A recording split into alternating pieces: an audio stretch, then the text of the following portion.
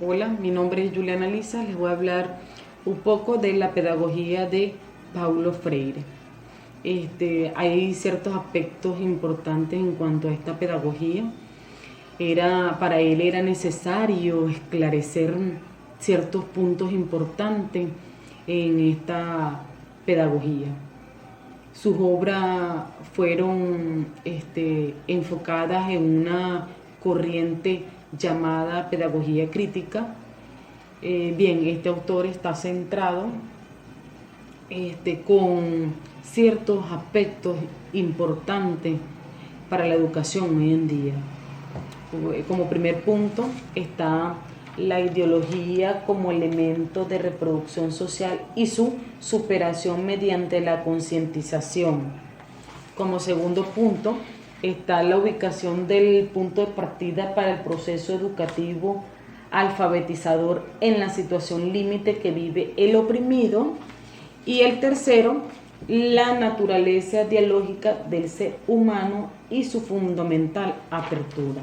Bien, con respecto al primer tema, que es la ideología, les puedo decir que las ideas en cuanto a la concientización de Paulo Freire eran consideradas una de las etapas en cuanto a la educación y la liberación del hombre, divulgada en toda América Latina y en diferentes fronteras. Bien, la teoría presentaba algunas fases que permitían que el oprimido realizara un esfuerzo educativo en cuanto a la toma de conciencia y a los problemas que tenían a su alrededor.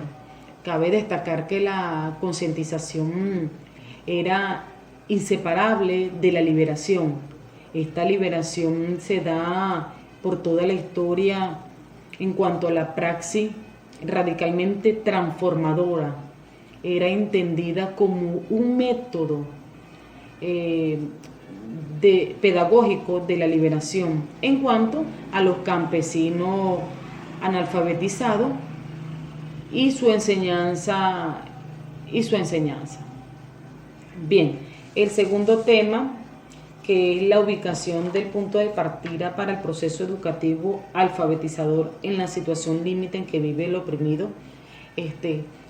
Les puedo hablar un poco que Paulo Freire impulsó la horizontalidad entre el maestro y el alumno, donde debía existir una igualdad entre ambos y que buscara el conocimiento juntos.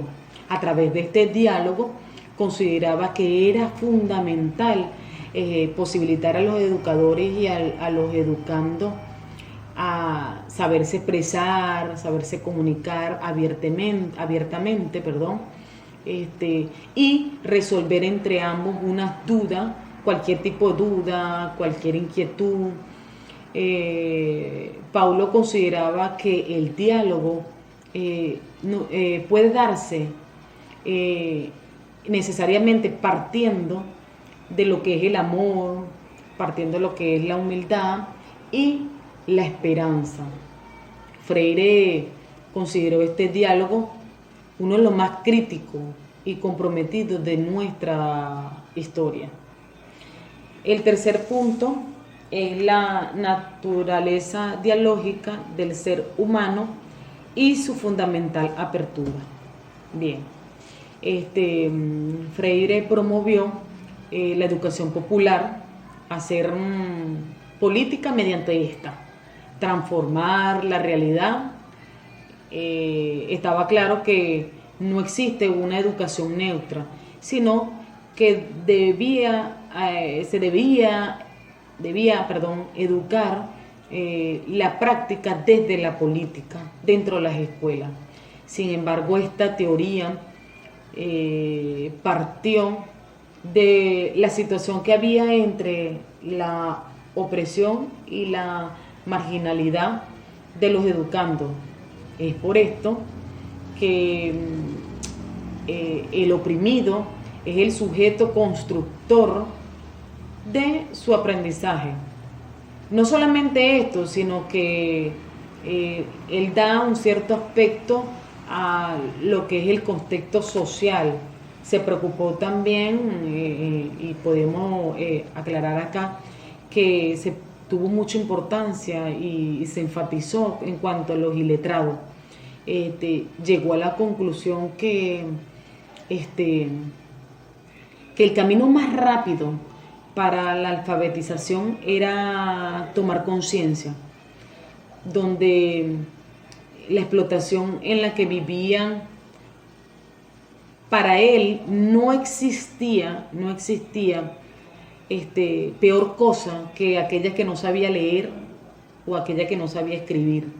Lo importante pues era liberar al hombre de esa opresión y considerarla